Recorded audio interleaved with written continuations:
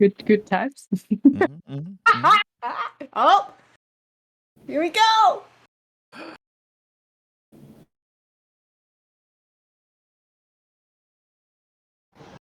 I think we're live, Kevin. Oh my gosh, what? Mm-hmm. We're here, we're live? This is it?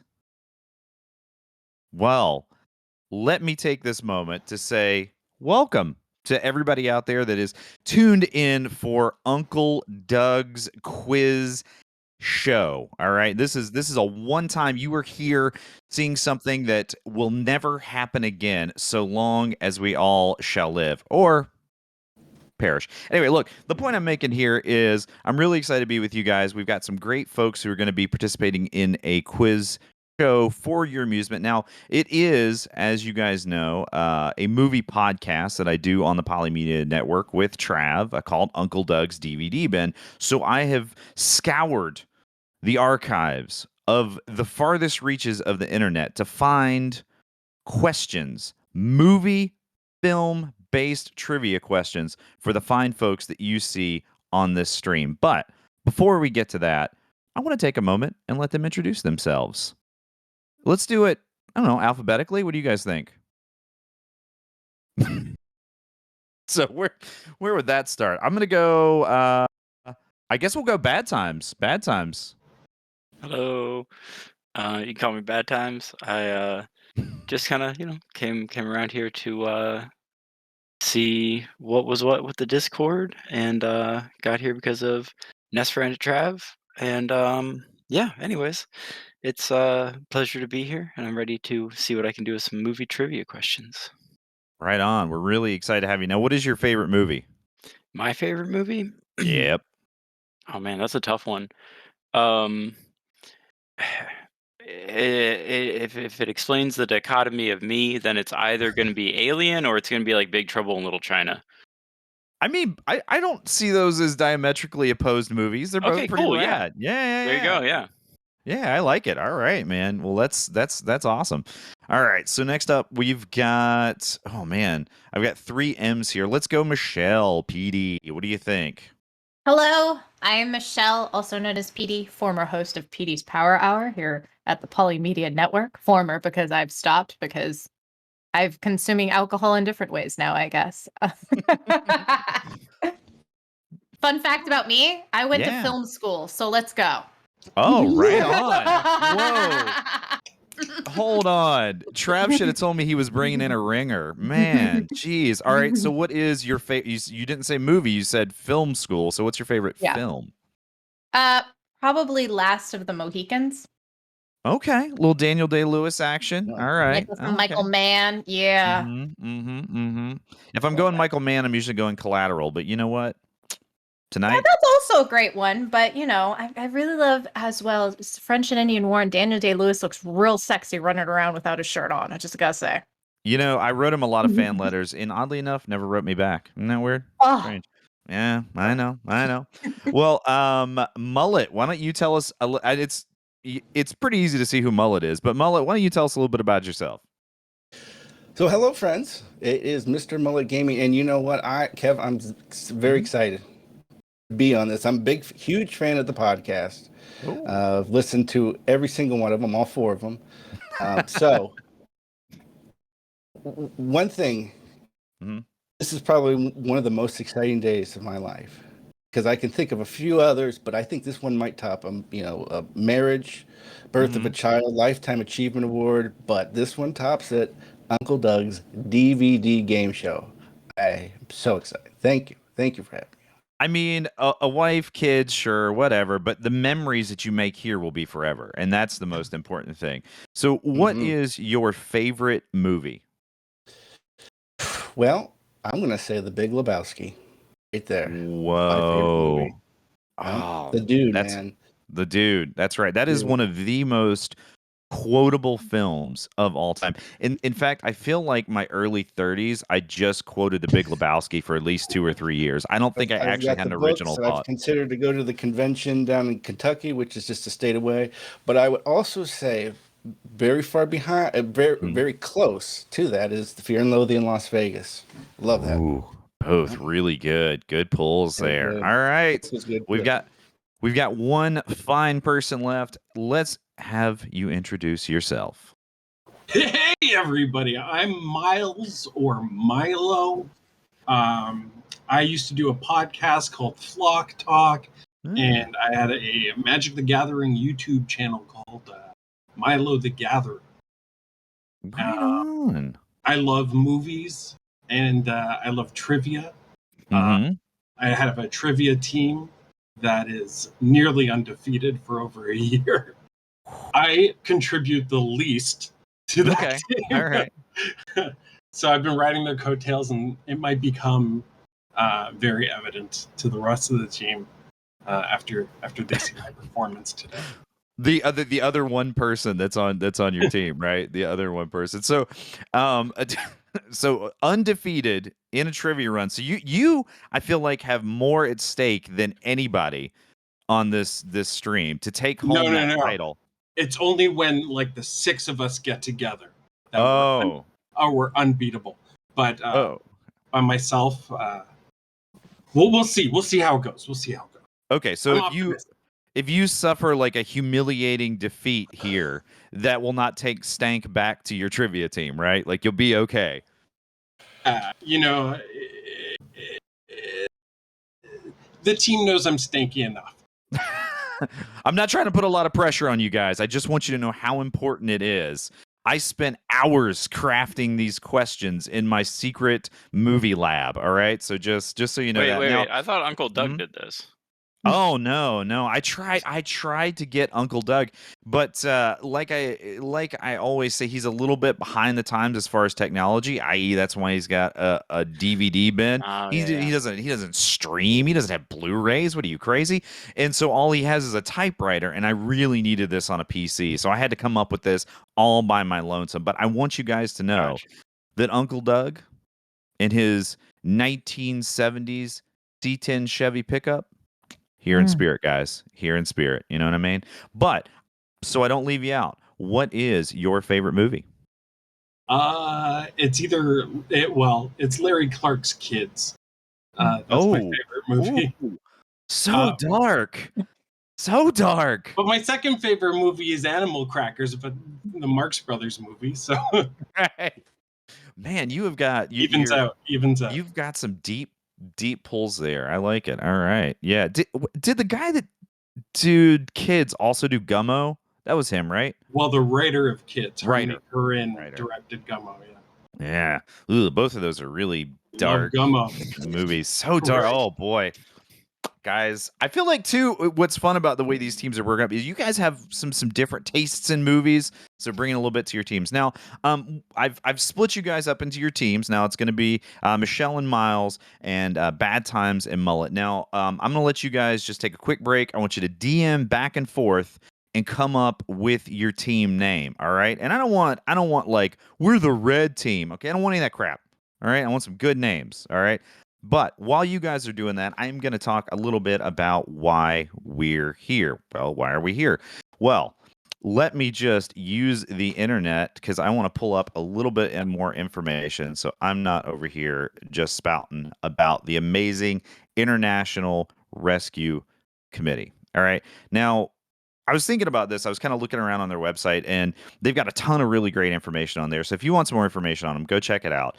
But they help people who are affected by being essentially in a conflict zone, war zones, that type of thing, right? And if you think about people who are at their most human and they're most vulnerable, who really could use some help, man, that's it. Like, that's a really amazing mission. And these guys are legit too. They founded 1933. This is not some fly-by-night deal. This is a amazing organization that's been doing the work out there helping people for a really, really long time. So, listen, there are very few times in your life that you can do great stuff in the world without having to leave your game chair. And this is a time that you can do that. You just open up your wallet, make a little donation, and it goes directly to helping people. I mean, I looked at their percentages, and it's less than 10%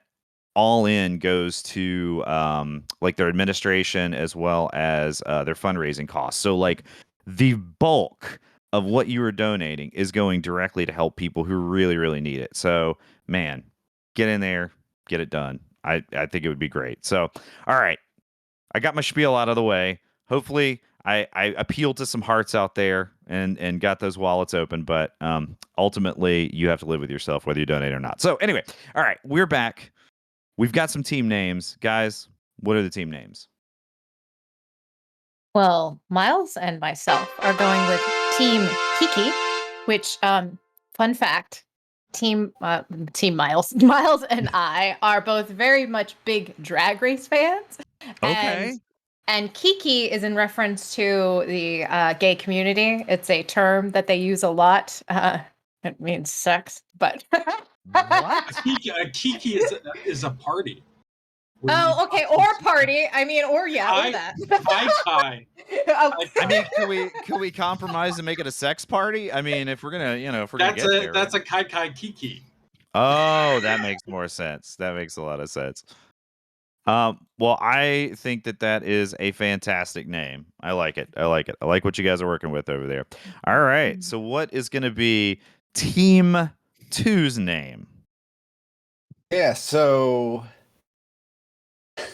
we have actually a fun little fact about ours. We are going to go with the Lords of Backwash. And Lord Backwash was the band name that I had in college. Mid 2000s, you probably heard of them. Oh, yeah. Very big at the time. So, yes, Lord Backwash. And it was just bass and drum. Played bass, slapped the crap out of the bass. Right. And had another fella play drums. So that's what we're going with. That sounds amazing. Can you give us a little taste of like a Lords of Backwash song? Like what would it have sounded like? You can just do a little mouth guitar maybe? Oh, well, it's very boggy, and I would sing. I'm not very good at singing. However, I would look at it as in between the sounds of if Creed's lead singer Scott Stapp and Eddie Vedder got together and they would sing a song. That's All what it right. would sound like. Very mumbly. And the lyrics of the song would go with the melody of the bass. So everything that I played was just with the bass. So I mean, it sounds pretty amazing. I listen. Send me some demo. I'm gonna guess cassette tapes. Maybe you got some cassette tapes laying around. well, I believe there's a YouTube out there. I believe there's a YouTube video out there. Yeah. Wow. Yeah. That sounds It amazing. might be the show where the drummer was so intoxicated that he left from his drumming area to throw up in the restroom. So then it was just bass and you doing your just Eddie bass. Vedder, Scott Stapp. That was it. That sounds incredible. All right. Well, I think we've all learned a little something here today, guys. So we've got Team Kiki and Team Lords of Backwash. All right. I love it, guys. This is really great. All right. So to get started, who goes first? Who's going to get the first question? All right. We're going to do a paper, rock, scissors challenge here for the two team captains. All right. I'll say the 1, 2, 3, and then I'll say shoot, and that's when you shoot, okay? Everybody got it? Hopefully the lag won't be too bad, all right? All right. 3, 2, 1, shoot. Oof. Well, it's been a while since I played paper, rock, scissors, but I do think scissors beats paper. So, Team Kiki, you are going to be starting us out. All right. First question. Actor Frank Morgan, who played the Wizard and multiple other roles in the film Wizard of Oz, would arrive to set every day with a briefcase. Inside that briefcase, he carried A, his script, but more importantly, his contract, because he was actively in a contract dispute with the studio about his pay and conditions while on the set. B, a fully stocked minibar. Okay. C, the ashes of his wife, Alma Mueller, who had passed away a year before filming began. Frank said he could not imagine his life without her. and it gave him strength for the long days of filming to have her close by. So, All right. What? A Jeez. is going to be his script and contract. B, a fully stocked minibar. C, his dead wife. What's your I- initial gut reaction? I don't know this story. I do not know this story either. A, I would only say because it was during the era when, the studio system owned actors. Which But we've also returned because to with Netflix. absolutely.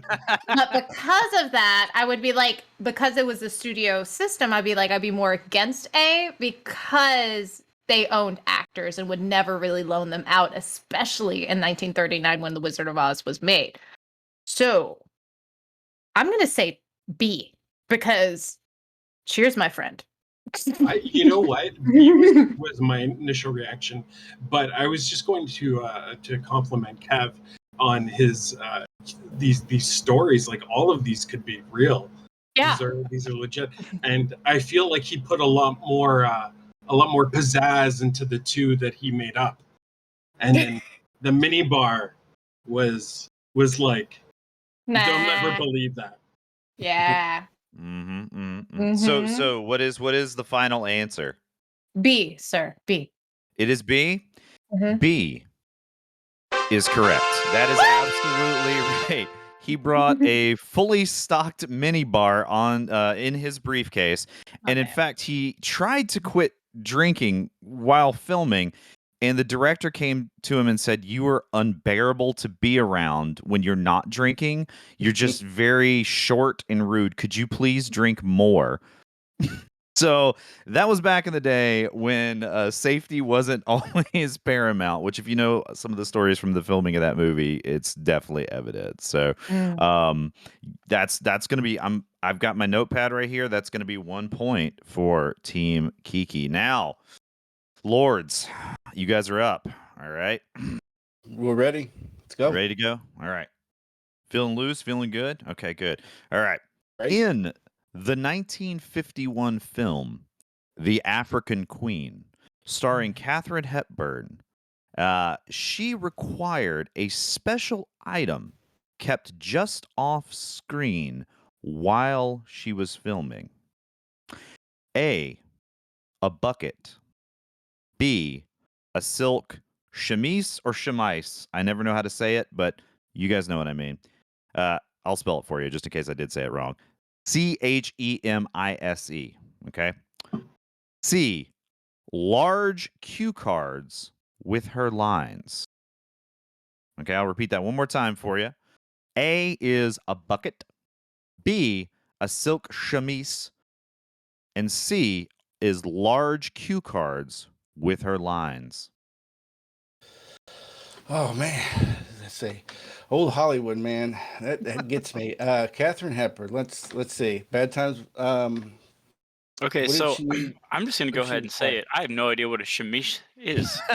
It's like a silk slip. It's like a silk slip. Like a Okay, little okay. Inspiring. I can see saucy that. little Yeah, piece no, of garment. definitely. Yeah. Yeah, it Okay, inspires me. It's what I so keep hanging on my desk. And if it makes any difference, they did film this on on location in Africa. So having maybe something cooling might be helpful. ooh, these hints. Okay, so Maybe. a bucket, chemise, and cue cards. What did she require? Did she carry these in a briefcase, or was that the last one? That was the last guy. That was the last one. Just Yeah, an yeah, empty you're okay. bucket? Yeah. Just had to just off camera. I'm gonna say a bucket. I'm. That's what I was pointing at. I want to say. I bucket. bet you that she was sick when they were filming, and she Yep. needed a bucket. Africa, sick, a lot of bad contaminated food. Just read a little bit about cholera the other day. Not very good. Yeah, Not don't want very that. good. No. Yeah, All right. I'm gonna say she was sick, probably. So you guys are going with answer A, which is Yeah. bucket. Are you sure? Yeah. Yeah. That's Final my answer. final answer. And it is a correct answer. That's absolutely right. Yes. And exactly for that reason, she along with a lot of the crew got dysentery while they were filming it. However, John Huston and Humphrey Bogart did not get dysentery. And do you know why? Because they never drank. Yes, exactly. They just drank. Yep. They just drank alcohol. Yep. Alcohol. So that You is can't get sick off the absolutely- water if all you're drinking is liquor. So that is absolutely correct. All right. Team Kiki, you are back up. All right. Now this is question 3. We're coming, I did some old time movies, coming back to the future here a little bit now. So on the set of Harry Potter, young actress Emma Watson's pet passed away.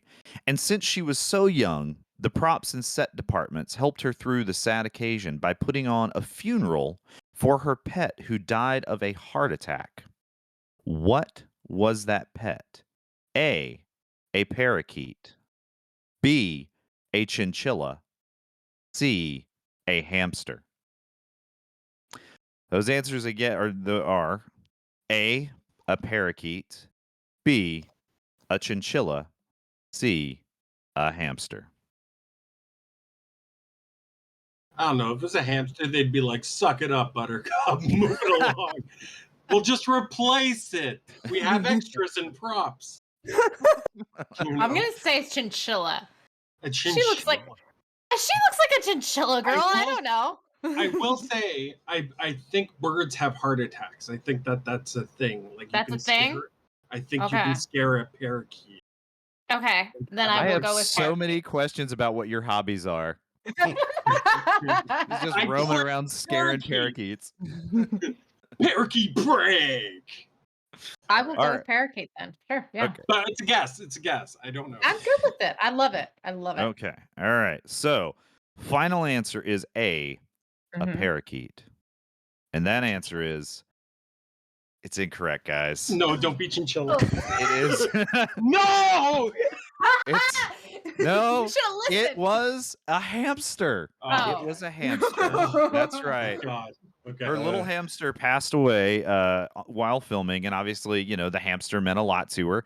And so the props, folks got together and they built a tiny little coffin with like velvet lining, and they did a whole funeral for this little hamster that passed away. And I actually saw a video clip of her thanking or saying that some award that she won was for the hamster. I can't remember what the hamster's name was, but it 100% was a hamster. Can you see that scene in any extended cut of Harry Potter? Is that available in the Blu-ray special edition? I God, need it. if it isn't, we really need it. We really need it, guys. All right, so we're tied up right now. We're going back to Team 2 to the Lords. And this one I thought was an interesting question. What is the highest grossing R-rated movie of all time? All right. A, Deadpool. B, Joker. C, Passion of the Christ. Are we accounting for inflation? Yeah, we can account for inflation. Okay. That's fine. Yeah. Highest grossing R-rated movie. And Now, Passion of the those Christ. answers again are Deadpool is A, B is Joker, and C is Passion of the Christ. I'm gonna say probably Passion of the Christ. let's listen to it. So, Passion A of the Christ, lot of you money think goes into Christianity, is all I'm saying. Right. See, Right. you're absolutely right. We're analyzing this. Some context clues. We know Kev. We know what he's doing now. Not only that, there's a lot of Christians in the world, and I bet most of them went and saw that movie.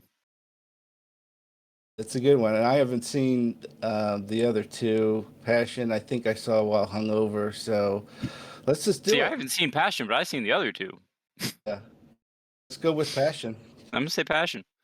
All right. Yeah. So that is final answer, going with Passion of Yeah, the Christ. yeah. The answer is Joker. Oh wow! I'm Yeah. actually really surprised. Yeah. I was I guess more people actually are genuinely sociopathic than religious. That's fair. That's fair. I mean, not mutually exclusive necessarily. I actually did. I checked a couple of different sources to see if that was the case, and all of them checked out. It was in fact Joker. Wow. So Was I would have Passion at been. least second? I would have thought that. Wow. Anyways, I'm not Yeah, complaining. I would have thought Passion of the Christ too, but Well, alas, learned it was something. not. Yeah. All right. Okay. That's kinda So scary. still tied up. All right. We're going back Close to one. Team Kiki here. All right, guys. So Question number 5. Which film used real bones and skeletons of humans? I wrote a different word that wasn't human on here, but that's what we're talking about. Human bones and skeletons during filming because they discovered that buying skeletons and human bones from a medical supply company was cheaper than buying plastic skeletons. Was it A, the Texas Chainsaw Massacre, B, Poltergeist, C, the Bridges of Madison County? Oh, it could be though. It Yes. could be though. Those answers again are A, the Texas Chainsaw Massacre, B, Poltergeist, or C, the Bridges of Madison County. So there's weird stuff about Poltergeist, right? Like Poltergeist is one of those movies that there's a lot of stories about, and there is definitely a very important skeleton in that in the wall. And then Texas Chainsaw Massacre. I mean, all of them sound very reasonable. Bridges sounds reasonable just because it's so absurd. I don't think. Were there any skeletons in that movie? It's about taking pictures of bridges and having an affair. Like, I don't remember any skeletons. Oh, well, you haven't seen Meryl Streep in the bathtub? Oh my god! And just to clarify, when we're talking about the Bridges of Madison County, we're not talking about skeletons in her closet. We're talking about real, literal skeletons. Yeah, I would probably guess Texas Chainsaw Massacre because they definitely had a budget, didn't they? Like it was like to the cheap. And if it was cheaper to do skeletons, because I feel like, well, it's Texas Chainsaw, so at least I feel like there would be more skeletons in that. Poltergeist, I don't even really remember skeletons. Like, there's a lot of. All right, let's go with Texas Chainsaw Massacre. That logic sounds. If it's Bridges of Madison County, I'm gonna be pissed. It's gonna be Bridges. Get ready. It's gonna be Bridges. All right, so final answer is the Texas Chainsaw Massacre, right? Mm-hmm. Poltergeist is the correct answer. Specifically, there's a scene at the end where she falls into a half-dug swimming pool area, and these skeletons come popping up. And the actress actually had no idea that she was in the water with real skeletons. Pretty gross. Texas Chainsaw Massacre, there is a lot of gross animal parts. And in fact, the dinner scene that everybody thinks about, the really horrific dinner scene in that film, they had it was 100 degrees in the Texas heat, and they had random chunks of meat laying around and all that stuff, but they were not real human bones that we know of. So, yes, it was in fact B, Poltergeist. All right, okay, so we're still tied up. That's not too bad. We're gonna go back to the Lords here. All right, now question number 6. All right. The star of this film had to have coaching from a CIA trainer in order to endure the more than 8-hour and painful ordeal it took to get into makeup and costume for their starring role. The CIA trainer specialized in teaching their operatives how to endure and withstand torture. I don't know how much it costs to hire in a CIA operative, but I imagine it wasn't cheap, okay? So, brought in a CIA trainer to help coach this actor through the makeup process and costume process because it was so excruciating. Was it A, Ron Perlman as Hellboy, B, Jeff Goldblum as the Brundlefly, or C, Jim Carrey as the Grinch? All right, so I'm gonna give you those answers again. Was it A, Ron Perlman as Hellboy, B, Jeff Goldblum as the Brundlefly, or C, Jim Carrey as the Grinch? May I ask a question? You No. can. I will either choose to answer it or not. Yes. So you said they brought in a CIA operative. I'm just going through the question again in my brought in a CIA operative. I should correct that and say that it was a CIA trainer who trained their operatives. Mm-hmm. Get into their costume. Mhm. Okay. So let's talk about this. The So- Grinch. Yeah, start there. That's what I'm. Okay. I'm stuck on the Grinch. I don't know how painful it would be to get into the Grinch costume, but I haven't seen that movie in a while, and I remember there being a lot of like facial movements, and that's got to take a long time to get all that set up correctly. Yeah. Hellboy. That was a lot of computer generated. Ooh, we didn't even think about the time frame when it came out too. Yeah, okay. Mm-hmm. And then what was the other one? The Fly, Jeff Goldblum in The Fly, That's a good which one. I want to say maybe that one just simply because there were so many different types of transformations that they had to go through. And not only that, the idea of having to look at yourself after having all of that stuff put on, to go through all of those transformations could just be painful after a while. What I will say is I think I like that because it's very analytical, and if we still do get that wrong, I think the analysis part of it was fantastic. So Yeah, let's but go I with the failed Fly. on the last analysis. We It doesn't bombed that. We matter. sucked. They're still so good. They're very good. All Let's do that. right, I think we're gonna do The Fly. Well, we'll buzz off. Yeah. We'll pick The Fly. Oh, okay. All right. All right. So, final answer is Jeff Goldblum as the Brundlefly. And that answer is incorrect. Yeah, it's got to be the Grinch. Yeah, it's the Grinch. Yep. Yeah. It is in fact the Grinch. Why does it say? Do we know why? It's just a lot. It was like a lot of prosthetics, and also It was I the don't- It was like favorite. 8 hours or something. Yeah. yeah, it was over Oof. 8 hours, and a very confining suit, and also Jim Carrey. I'm sure it was very uncomfortable, but he can be a little mercurial to work with, shall we say? So, well, I mean, I've never worked with him, but from what I read on the internet earlier, he can be a little mercurial to work with. So it was, in fact, Jim Carrey as the Grinch, which is pretty wild.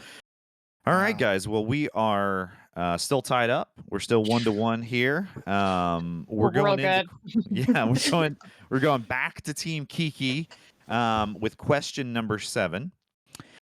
Which legendary film director has won the most Best Director Academy Awards? All right, I want to be specific, not Best Picture, but specifically Best Director Academy Awards. Was it A, John Ford, B, Martin Scorsese, No. or C, Steven Spielberg? It's definitely not Scorsese because he's infamous for only Yeah. having won the one. Mm-hmm.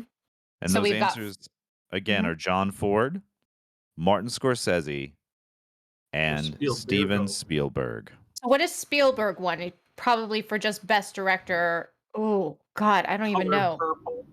Color Purple, Schindler's List. Did he win that one? Oh yeah, for sure. Yeah. Ford. Oh, it would have probably been like Stagecoach. I don't think he won for The Quiet Man. He might have won for The Searchers. Couldn't name couldn't name it. Oh, the Searchers. Yeah, I don't know. I'm gonna say John Ford because Spielberg seems like the easiest answer. Yeah, and there was he was probably more prolific a filmmaker at that time too, right? They used to do Ford? pictures nonstop, right? They used to just always He fire did off make the a lot. pictures. He did make a lot with the same 5 actors, pretty Oh, much yeah. the whole time. Yeah, because they were all his drinking buddies. Hence, the African Queen. So, Mhm. so we're gonna say A, I guess. A, you good with this, Miles? Yeah, I'm good with that. I think Okay. it might be Spielberg, but I'll go. I shouldn't have said that. I believe it's John Ford. Let's go. Are you sure? Oh no! Because you are correct. It was John Ford. Wow. All right, we're back on the board here. Pressure. the films that he won the Best Director Academy Award for was The Informer, Stagecoach, The Grapes of Wrath, and How Green Was My Valley. Oh, I'm not a huge fan of that one. Too much drama. Yeah. He was all right though. He did some good flicks, that John Oh, Ford. absolutely. I love John Ford. So, all right. So Team Kiki is up. All right, Lord. So, Oh boy. pressure's getting turned up a little bit here. Yeah. Better get going. All right, we got this. I got a question in the chat here asking what the score is right now. It is Team Kiki is 2 and Lords of Backwash is at 1. All right. But they might be turning it around right here. Okay. Don't jinx us. I've got faith. On which film set did actors and film crew, even the legendary director of the film, unknowingly consume a clam chowder that had been spiked with PCP? The culprit of the spiked chowder was never apprehended. However, a disgruntled cook that had been let go was most likely the culprit. Burger Champ. All right. It was Burger Champ. All right. So, film crew and actors and such were spiked with PCP from clam chowder. All right. What film was that on? Was it A, He-Man and the Masters of the Universe? B, Probably. Hostel, the first one, Hostel 1, or C, Titanic? Those Ooh. answers again are A, He-Man and the Masters of the Universe, B, Hostel 1, none of the sequels, Hostel 1, or C, Titanic. Okay. So let's look at this. So Titanic, I think we would have known about this because that's one of the largest grossing films of all time. It's also probably the only film on the list where they would be eating clam chowder. I don't True. know, that just seems like a gross thing to eat when you're filming a movie. But I don't know. What were the other choices?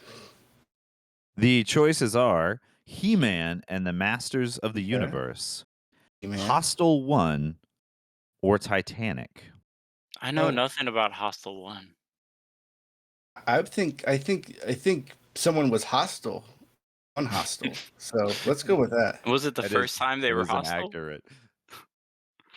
But He-Man and the Masters of the Universe looks and feels perhaps like there was a bit of PCP involved. Just saying. He had the power. Well, let's see, that was in the 80s, and I think PCP was at its height, so maybe someone would have been able to purchase it. Let's go with He-Man. I'm going to go with He-Man just because that movie is ridiculous. I don't care if I'm wrong. Let's go with He-Man. We're going to lock it in.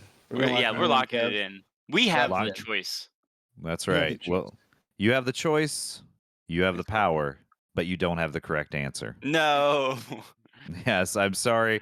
Dolph Lundgren's body is a temple. It would never be besmirched by something like PCP. It was actually Titanic, guys. Oh, it was yeah. Titanic. Yep. I wouldn't have guessed that ever. It was a pretty wild story. Apparently, James Cameron also ate the clam chowder and noticed when he was getting he'd been working on this set for just obviously months and started getting confused about where he was and what was going on. He was getting lost on his own set. A lot of the crew had to go to the hospital, and apparently they were like racing wheelchairs up and down the halls of the hospital. So it seemed like a real wild time on the old Titanic. But it was, yes, in fact, Titanic, guys. So back to Team Kiki. Now you guys are still up 1 point. Question 9. Which actress, after scoring a huge role, was served divorce papers on set from her then husband by a corporate lawyer because he had forbid her from continuing her acting career?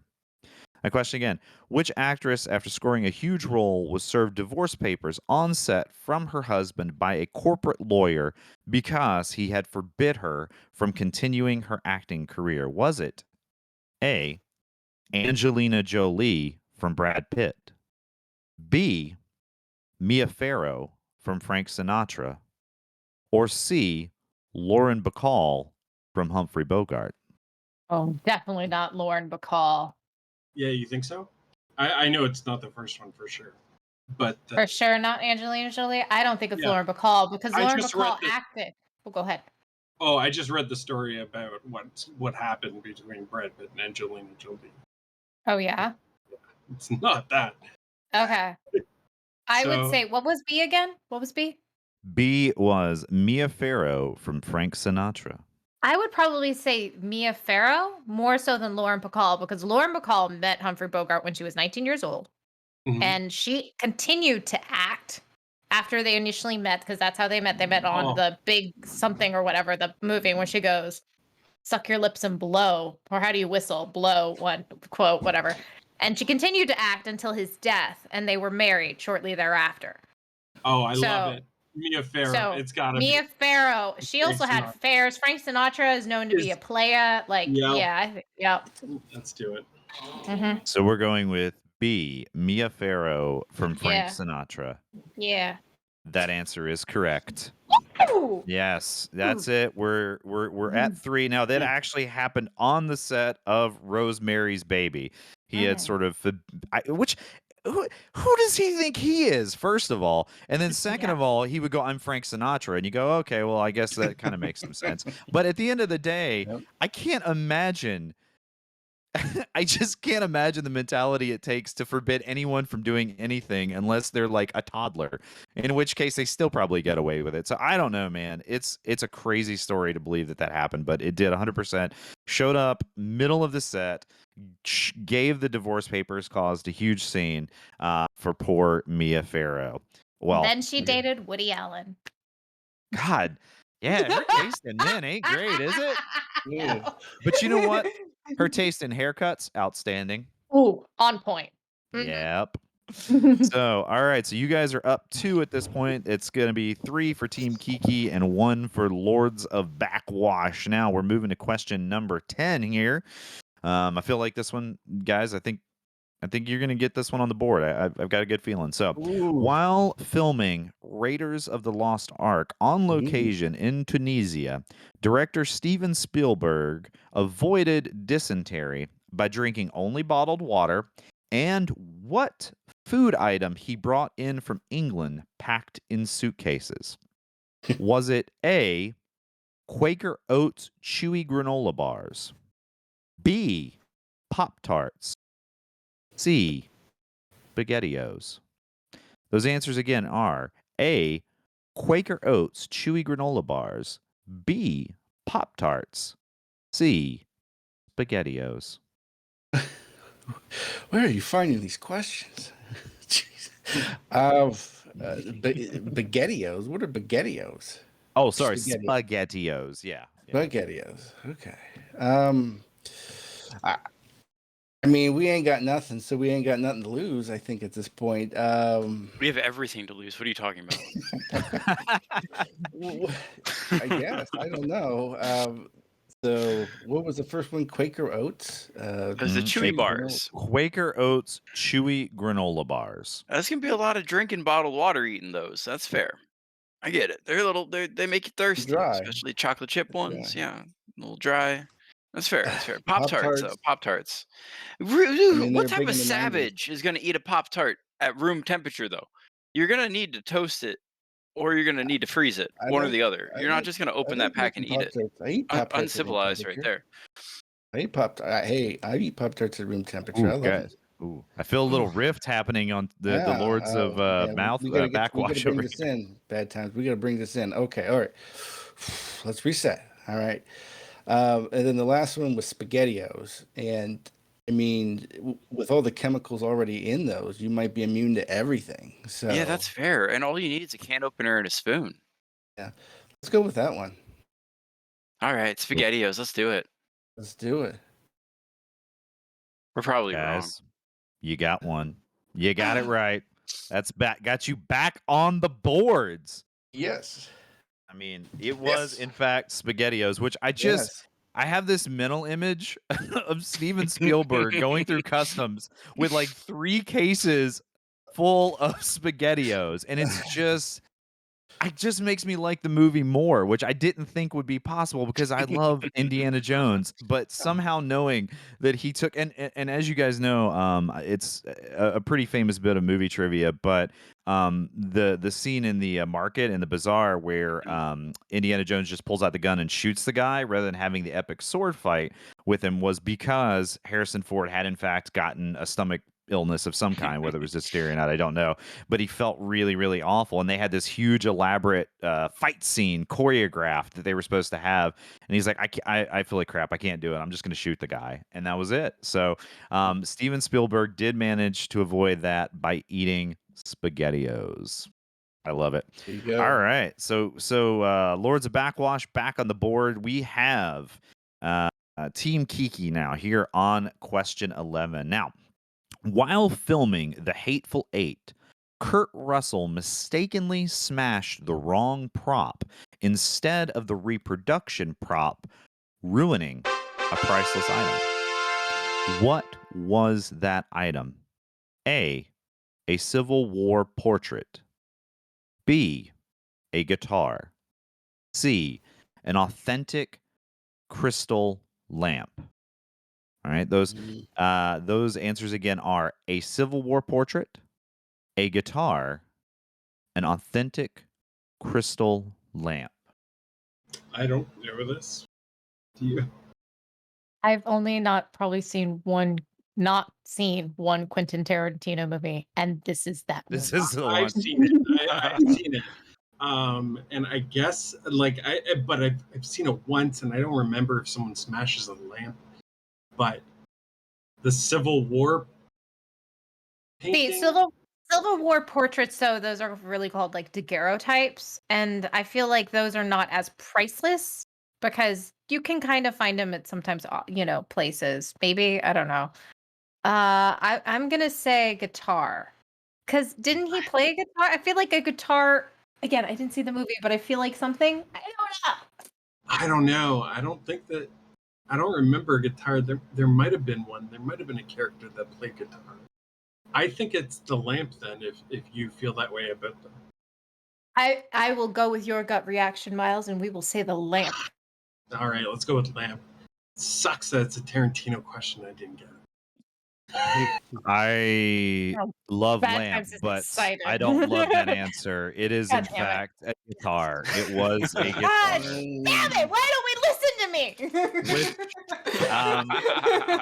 Was a Martin guitar, which if you know guitars, they're very expensive and very beautiful, priceless guitar from the 1870s.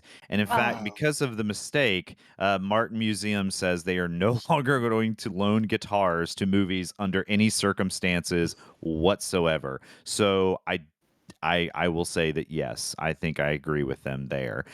So yes, it was a guitar. All right, guys. Well, back to Lords of Backwash, guys. This is your chance to maybe tie it up here, guys. All right. So I feel like things are going good for you. You know, I like it. All right. So, what actor who had a near-death experience demanded that a scene taking place in heaven that he's in, obviously I didn't put that in the question, but is, demanded that scene be changed to more closely resemble what was experienced during their near-death experience? He even came to blows arguing about what heaven was like with another actor. All right, so your answer choices are A, Gary Busey, B, Ezra Miller, C, Charlie Sheen. Ooh. Those answer choices these are all again good ones. are A, Gary Busey, B, Ezra Miller, C, Charlie Sheen. Oh boy. So let's think of films involving heaven or death or near-death experiences with these individuals. I don't know of any Charlie Sheen or Ezra Miller experiences. I only know of Gary Busey's like near-death experience. Yes, and he can be very fiery. So let's go with that one. I'm feeling good.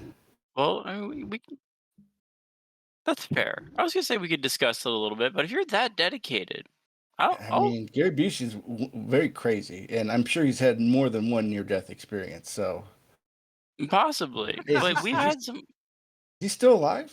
I mean, I think he He was just he was trending on Twitter today. yeah. Man.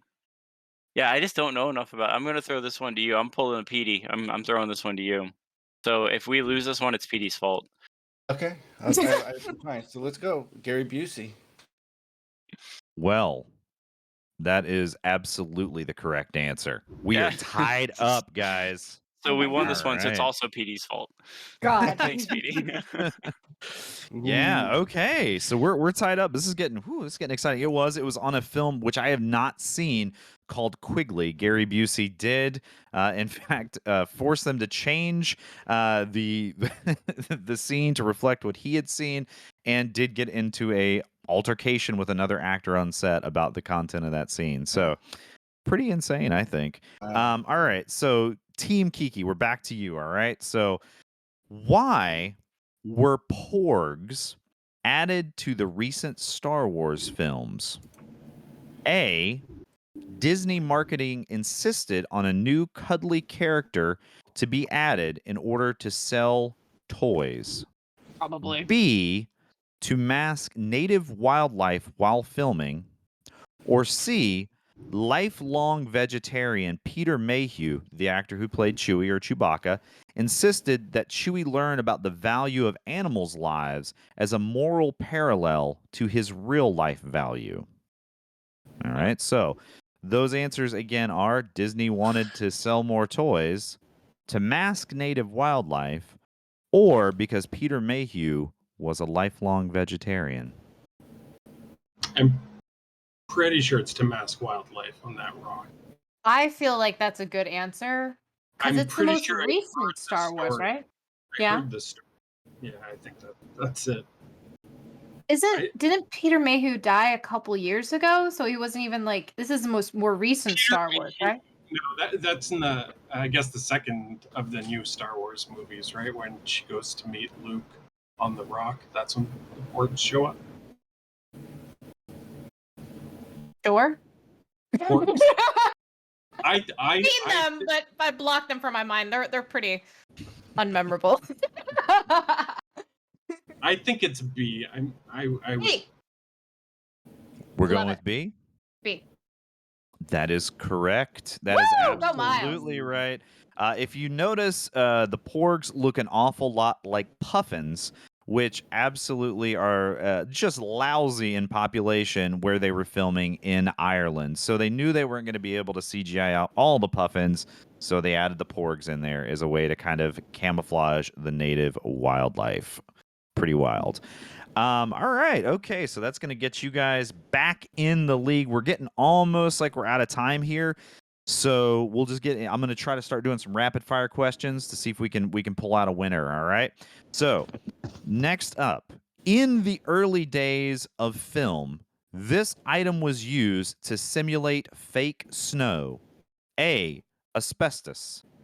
B. Ripped up white plastic bags. C. Lightly wet and chopped up goose feathers. Okay? Those answers are, again, asbestos, ripped up white plastic bags, lightly wet and chopped up goose feathers. Well, it's probably asbestos, but we can I'm going discuss with it more. asbestos. Yeah. Let's do it. Asbestos. It's the best answer. You locking that one in, asbestos? Yeah. Asbestos is the bestest. Guys, we are tied up again. Yeah. All right. This is good. And yeah, Let's go. They had no idea how dangerous asbestos was back in the old days of cinema. So And it looks powdery. I mean, it does look like snow. Yeah, absolutely. So, All right. Back to Team Kiki. What was Arnold Schwarzenegger's first feature film? Was it A, Hercules in New York, B, Conan the Barbarian, or C, Pumping Iron? Those answers again. Hercules in New York, Conan the Barbarian, or C, Pumping Iron? Pumping Iron, I think. Yeah, I think so.